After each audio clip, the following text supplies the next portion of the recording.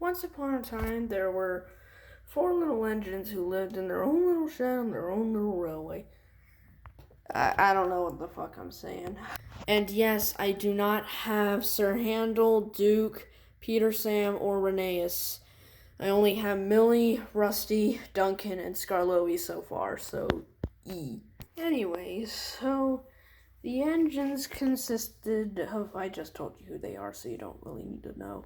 One day, Mr. Percival, the thin controller, don't mind my finger, walked over to the sheds. Wait a second, you're not Mr. Percival, said Duncan. I know, but there was never a Capsule plarail figure of Mr. Percival, so we just have to use Sailor John right now.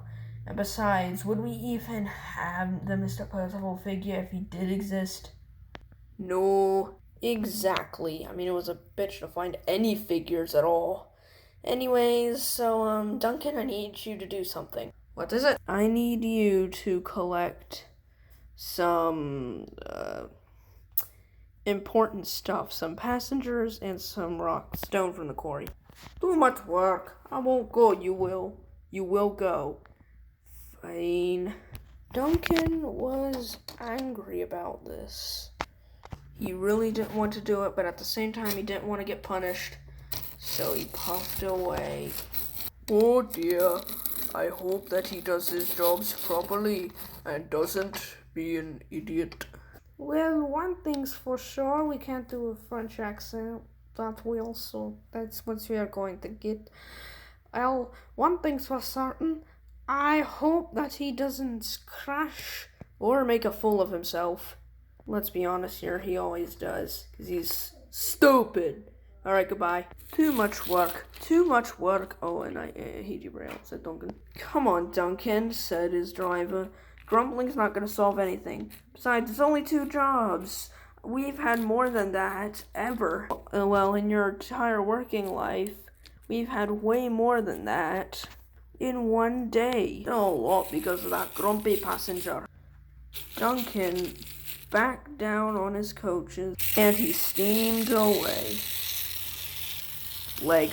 Too much work, said Duncan. Duncan puffed down the line and was furious. And by the end of the thing, Duncan was extremely furious.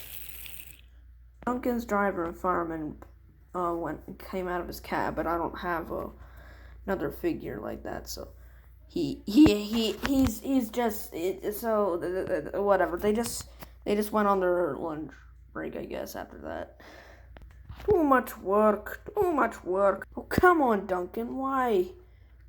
I gotta go, goodbye, he said, and he walked over to the station. Duncan waited impatiently.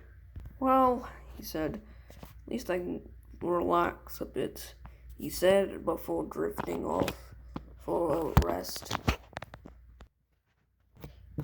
Duncan, wake up. We gotta do our next job. Oh, for fuck's sake, said Duncan, and he raced off. After Duncan was all loaded up with slate and stuff, he puffed angrily away.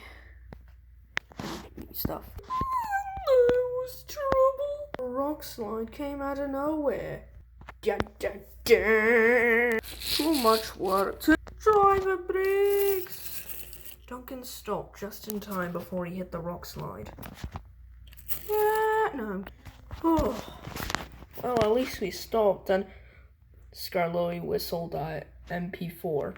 Oh no! Scarloey was coming in another direction with passengers. Any second now, there could be a crash. And due to plot convenience, the signal didn't work. Oh! Driver, blow my whistle, I got to do something. Duncan whistled on MP4 here. Stop! Wait, what? Oh no! Oh, he stopped. Bruh. He stopped just in time. Whoa, how did this rock slide get here? I don't know, it just came out of nowhere. Well, it was really brave to warn me about it.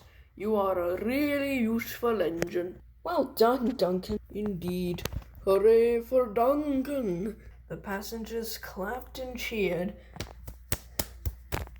Yay! Woohoo! Insert audience clapping sound effect .mp4 here. Mr. Percival will have to hear about this. And he did.